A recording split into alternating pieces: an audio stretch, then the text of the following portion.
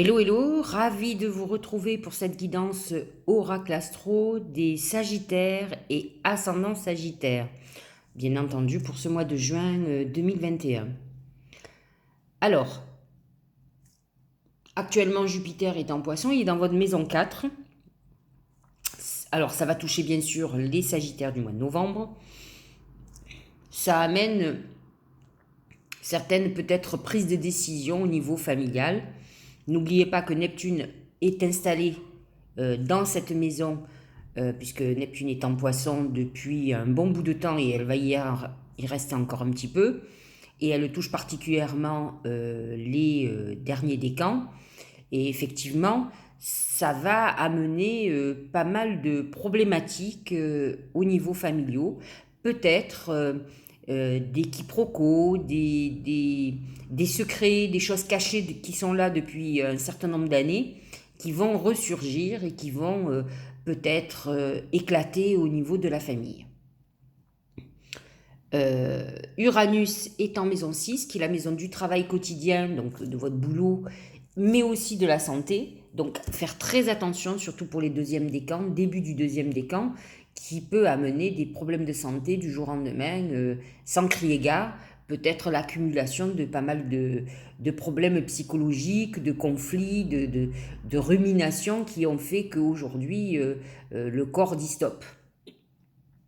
Alors, les planètes en Gémeaux sont positionnées bien sûr dans votre maison 7, qui sont qui mettent en éveil, en lumière vos relations aux autres, c'est-à-dire le couple, si vous avez des commerces, le public, votre clientèle, si vous êtes artiste, c'est le public, effectivement. Donc, c'est la relation ou la vision que les autres ont de vous. Donc, c'est vrai que pour le moment, Mercure est rétrograde, donc est positionné dans cette maison 7 et peut amener un certain nombre de quiproquos, là aussi, de confusion au niveau de votre mental et au niveau de votre manière de vous exprimer. Donc faites très attention à ce que vous dites et comment vous le dites et comment c'est perçu de l'autre côté. Ensuite, les planètes en Cancer sont positionnées dans votre maison 8, la maison de la sexualité, mais aussi la maison du gain financier comme de la perte financière. Donc Mars est positionné dans cette maison jusqu'au 11 juin, puis il va s'en aller, et là, il va rentrer dans un signe ami qui est le Lion, et va se positionner dans votre maison 9, qui est la maison des voyages. Donc pour un Sagittaire, c'est votre maison en plus. Donc la volonté de voyager, d'élargir ses perspectives, de reprendre des études. En tout cas, vous allez mettre en route ce qu'il faut. Vous serez volontaire pour le faire. Ça, c'est à partir du 12 juin. Vous avez Vénus en Cancer qui est positionnée dans votre maison 8. Ça amène des relations qui sont beaucoup plus positionnées sur tout ce qui est sexualité que sur un amour durable dans tous les cas. Voilà ce que ça dit. Et enfin, donc Pluton en Capricorne qui va toucher le dernier décan et dans votre maison 2, qui est la maison de l'argent, c'est un peu une transformation de vos acquis. Ça peut être une période d'héritage, par exemple. Ça peut être aussi la volonté d'augmenter son patrimoine ou de vendre, d'acheter. En tout cas, vous avez vos acquisitions qui se transforment et où on prend des décisions importantes. Les planètes en Verseau sont positionnées en maison 3, Saturne, et remet en question vos relations avec frères et sœurs, avec votre manière de penser et d'exprimer ce que vous pensez. Voilà. Donc nous allons regarder ce que disent les oracles. Les oracles, dans l'oracle principal, général, c'est l'ours. L'ours, c'est la colère. Alors il faut savoir quand même que même si les Sagittaires sont des signes très épicuriens, qui aiment bien vivre, sortir, faire la fête, ce sont aussi des colériques. Donc ça peut être une période où vous soyez très en colère contre pas mal de choses, peut-être contre l'injustice. Il faut savoir quand même que votre planète régente, c'est Jupiter, et ça représente la justice et la justice divine.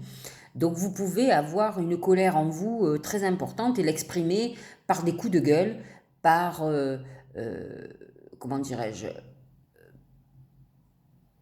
par des révélations importantes qui font que vous allez dire ce que vous avez à dire.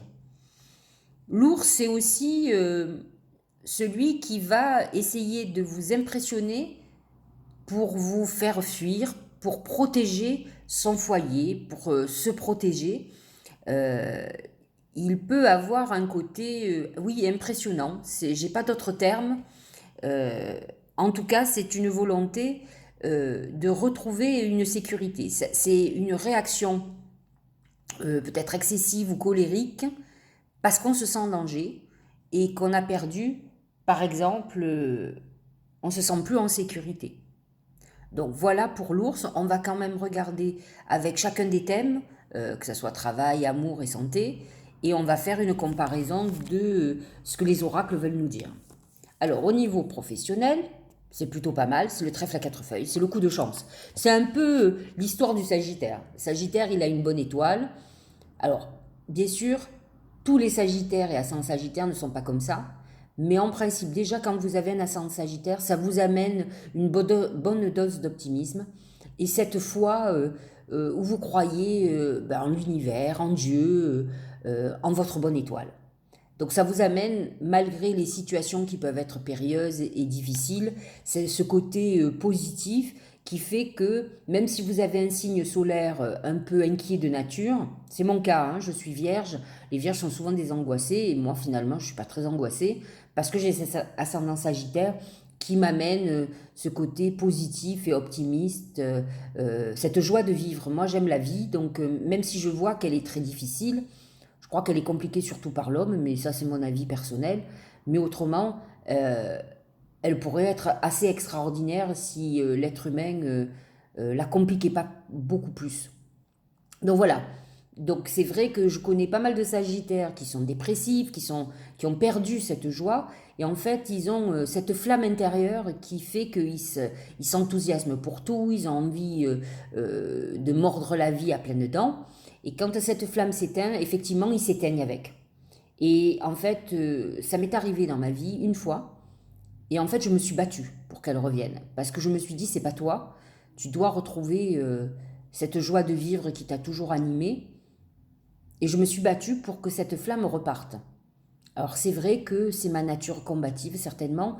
Mais certains ne se battent pas et effectivement coulent, plongent dans une dépression. Mais j'ai envie de vous dire que la majorité des Sagittaires ont cette joie de vivre et attirent à eux la chance. Ce sont des chanceux, grâce à cet optimisme aussi, et peut-être en leur foi en Dieu, en l'univers, en Bouddha, en qui vous voulez, mais en tout cas en une supériorité intelligente. Et ça leur donne cette foi que tout n'arrive pas au hasard, ils regardent, ils observent, c'est leur philosophie de vie. Donc là, professionnellement et financièrement, c'est les coups de bol. On rentre dans une période où on va rentrer de l'argent, le mois de juin est fructueux, on a de la chance, les choses se dénouent, donc vous pouvez être, j'allais dire, ravis de ce que je vous annonce, parce qu'on est dans cette belle configuration. Au niveau sentimental, c'est le foyer. On est plutôt, alors on n'est pas vraiment dans une période love-love, mais on est plutôt dans une période de remise en question du foyer, peut-être d'une remise en question de l'endroit où on habite. Il peut y avoir avec l'ours des conflits dans votre couple. Je ne vous ai pas caché que vous avez les planètes en Gémeaux qui sont dans votre maison 7 et dont Mercure en rétrograde, qui peut amener des problèmes au niveau de la communication et des conflits. Et il faut savoir quand même que vous avez le nœud du destin qui vous concerne, puisque vous avez le nœud sud qui est dans votre signe et le nœud nord qui est en Gémeaux.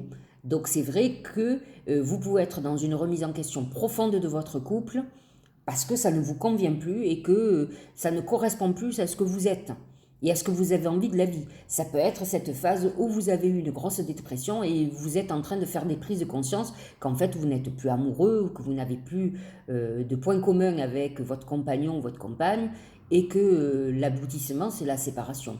Sauf que ça peut passer malheureusement d'abord par ces phases de crise, de discussion. C'est peut-être pas le meilleur moment pour parler de divorce ou de séparation. avec Mercure rétrograde. Attendez plutôt la fin du mois, que la rétrogradation se soit terminée et que Mercure reprenne sa course directe.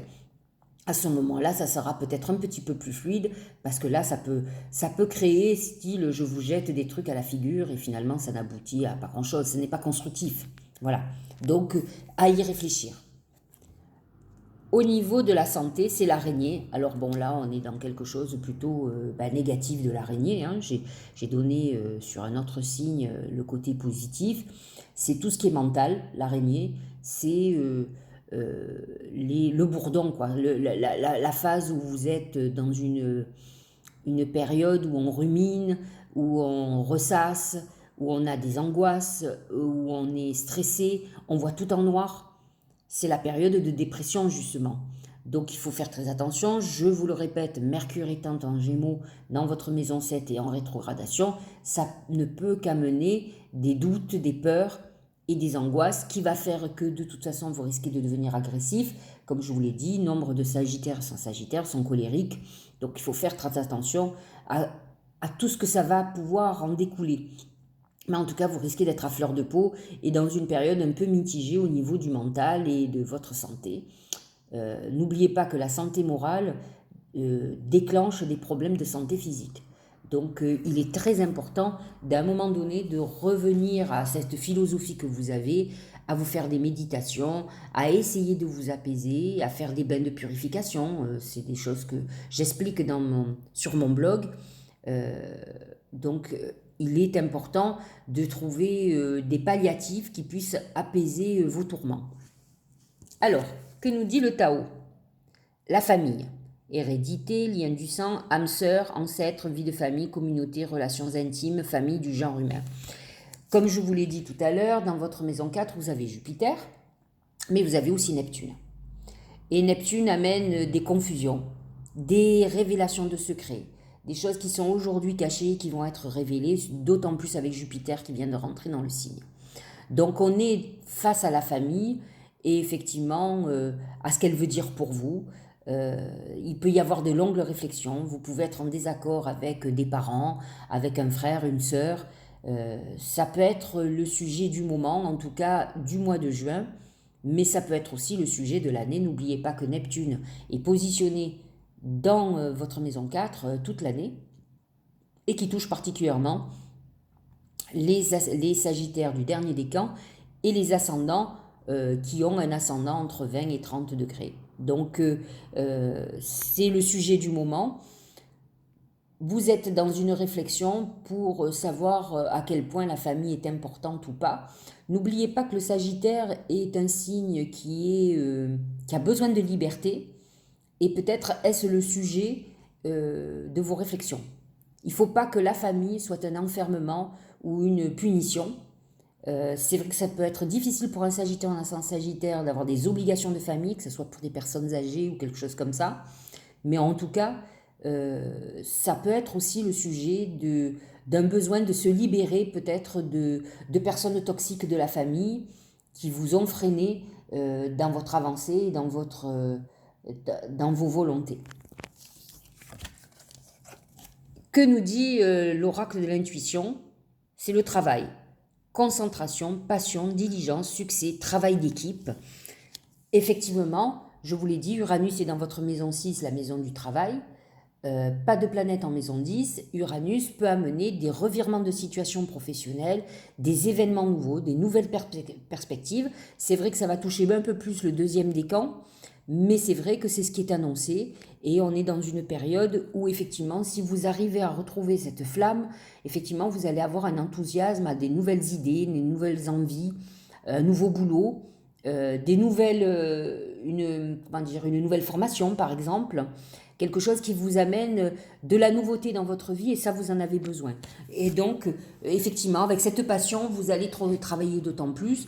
Le Sagittaire peut être à la fois assez laxiste s'il a décidé de ne faire que s'amuser, mais il peut être aussi un gros bosseur s'il a décidé et s'il a trouvé par contre une activité où il va mettre toute sa passion.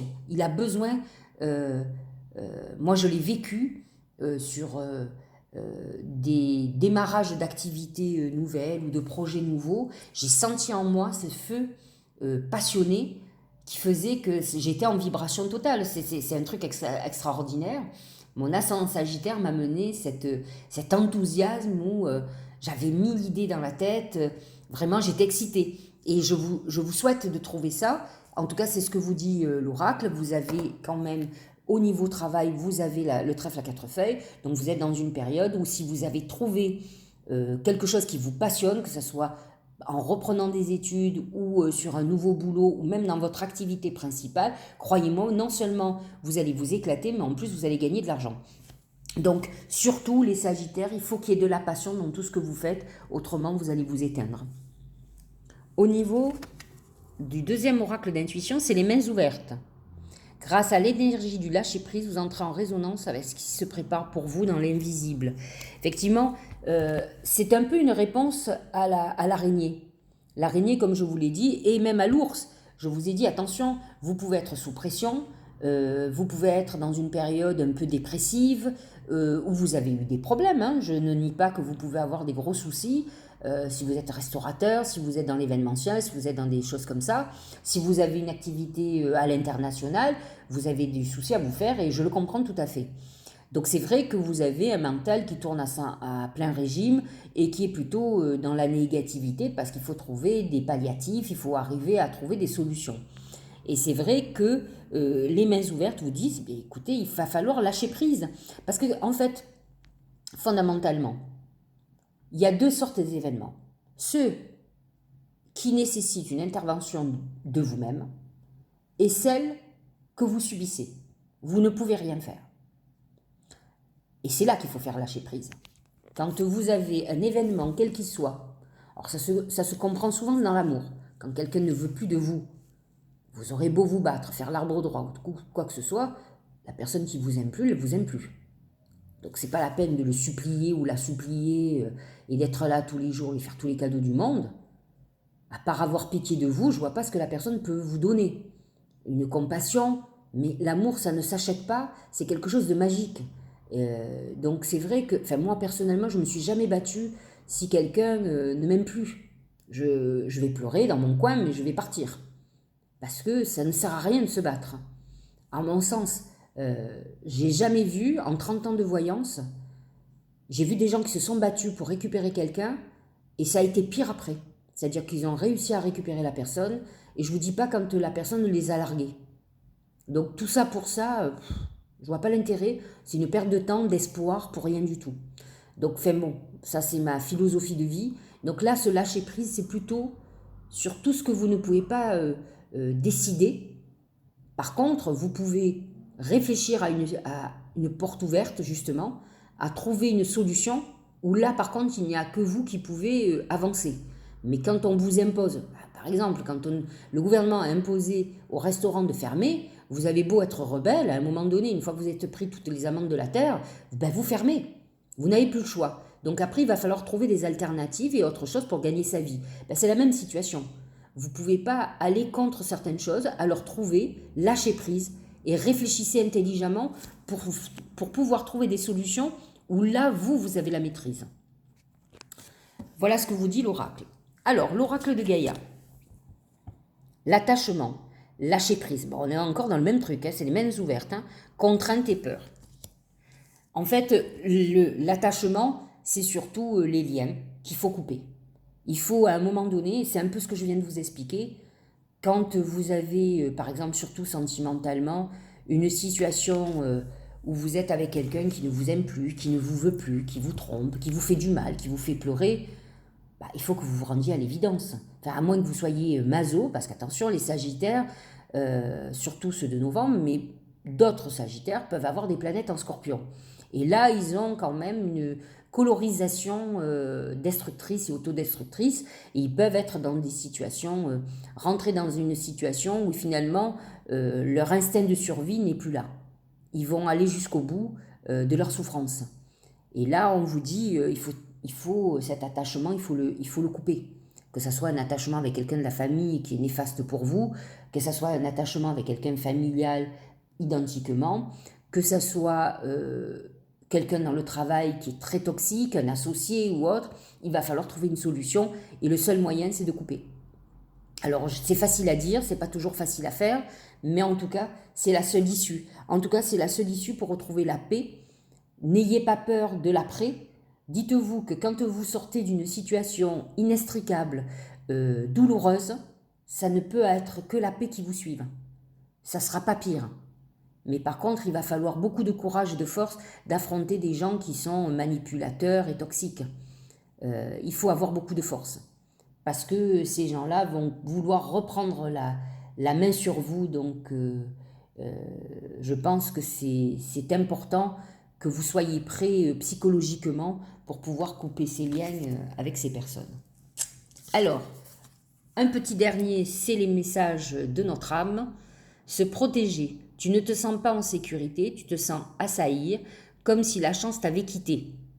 Ça ressemble beaucoup à ce que je vous ai expliqué du Sagittaire, qui est un chanceux et qui peut croire ou qui peut penser qu'il n'a pas de chance, alors que franchement, vous êtes le signe qui est dirigé par Jupiter, par Zeus.